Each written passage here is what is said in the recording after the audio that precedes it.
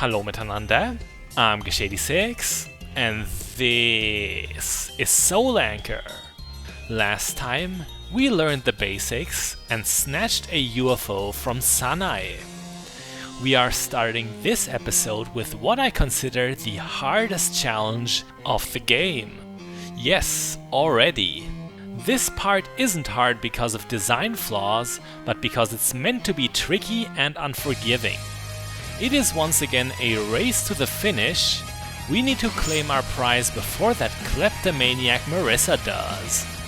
The difficulty lies in jumping at the right moment and properly aiming our anchor at the next pulley. Botch those things and you may drop down into the void, which happened to me a lot in the past. Right now, Murasa has the lead because many of our anchor shots were poorly placed, wasting time. But not all is lost yet. This is going to be head to head, and just by a hair, we make it. Excellent. I've always had the impression that Murasa goes a little slower on your second and third tries, should you fail at first. I don't know at all if that is really true, but whatever the case, we've proven it's possible to win on the get-go, even if the attempt is not ideal. The upcoming Scenario 4 is my favorite area in the whole game. You wouldn't believe so from the location itself. We've got embers rising up, so this could be one of Touhou's many hells. No, it is because it is a well-designed and exciting stage. It gives you the feeling of a long and tense climb to the top.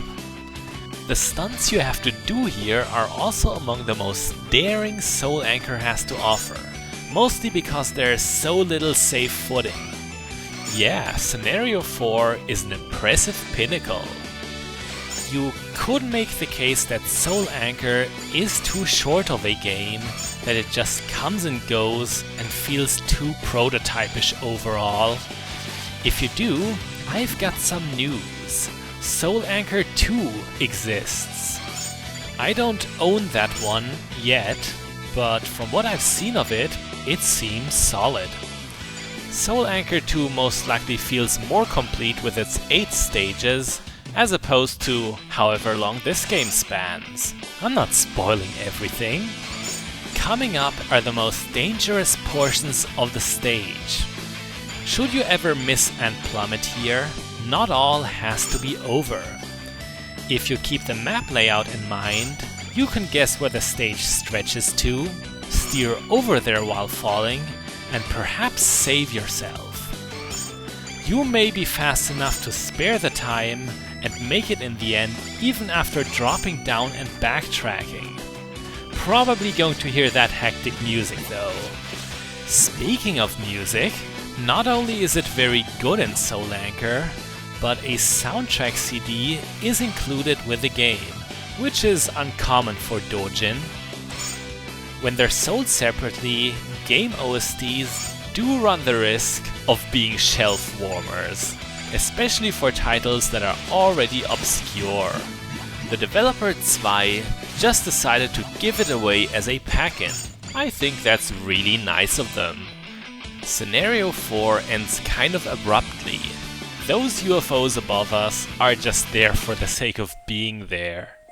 Our next adversary is the leading main character in all of Touhou, the Shrine Maiden Reimu Hakure. Did you spot the pattern? Sanae, Murasa and her are the playable characters of Touhou 12, Undefined Fantastic Object, and as one of them, you would fight Murasa in Stage 4. That's pretty clever, reversing the roles like that. This boss fight isn't as outworldishly gimmicky as some of the ones before. At its core, it is a stage we have to get through in the time limit, similar to the previous one, with the difference that Reimu tries to sabotage us with her fantasy seals. She will shoot them in fairly long intervals, and they're easy to anticipate through audio and visual tells. Still, you want to watch out for them. I wouldn't say this is a hard part of the game, and I consider myself proficient at it most of the time. Most of the time.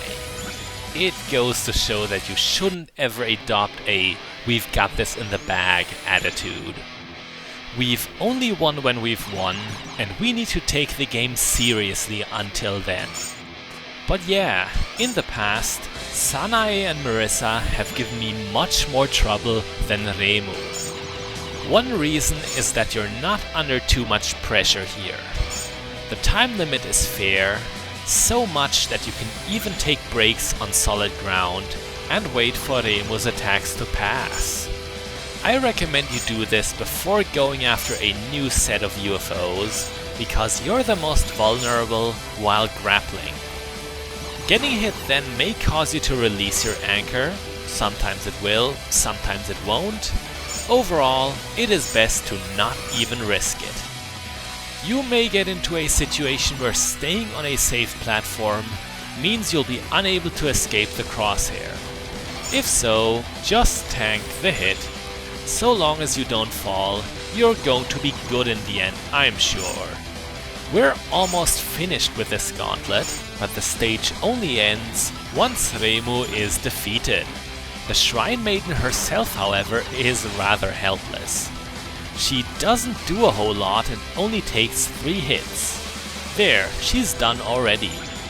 Had we failed against any of the bosses, Soul Anchor would end at this point, awarding us either the A rank ending or C rank if we did really poorly. But because we did so well, we now face the mastermind behind it all, the supreme judge of paradise, Shikieki Yamazanadu. I don't know what her problem is with us, but I bet she would hate Murasa, a roaming undead who eludes her judgment or any other kind of afterlife. What a villain! She just made Murasa cry. That deserves a big nasty anchor print on her visage. Let's start the final battle. Our objective is fairly simple. We must land 5 hits on Shikieki, no time limit or anything.